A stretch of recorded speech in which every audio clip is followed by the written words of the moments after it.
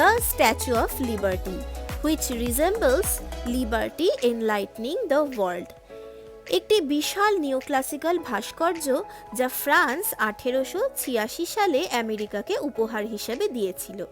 এটা দাঁড়িয়ে আছে নিউ ইয়র্কের লিবার্টি আইল্যান্ডে, যা যুক্তরাষ্ট্রের অভিবাসনকারী এবং অন্য দেশ থেকে আসা আমেরিকান সহ সকল পর্যটকদের স্বাগত জানায়।